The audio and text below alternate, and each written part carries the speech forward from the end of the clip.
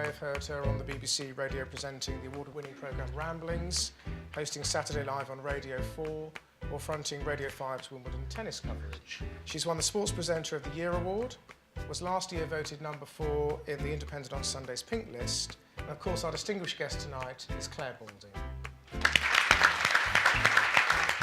The concept behind the series is how we relate to sport and how sport relates to us, how we shaped sport, the British, and actually how sport shaped us. When you look at Middle Eastern countries or you look at still societies where clothing is quite restricted for women, give them the ability and the right to play sport and you start to break down that rigidity. And I think it's hugely important, and I think taking sport around the world has been one of Britain's great gifts. You are better at what you do when you're comfortable in your own skin and when you're happy and when you're proud to be happy and you just say, well, look, this is what I am, this is who I am.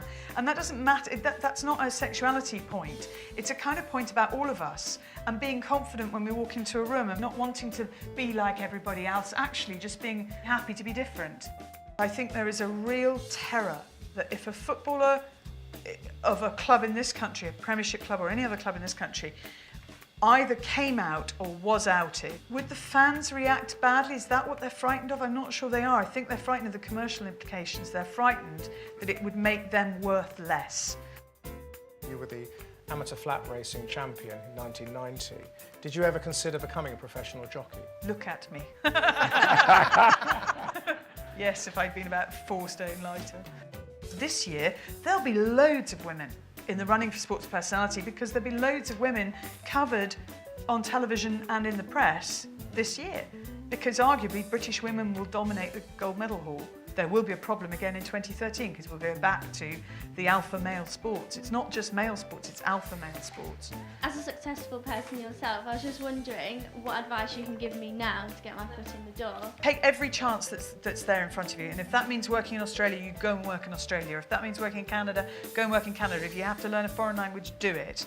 And go in on the sport that you know something about because it gives you a basis of a credibility level. Would you consider an offer from Al Jazeera to move to Doha? Is that a job offer? Do you have the power to do that?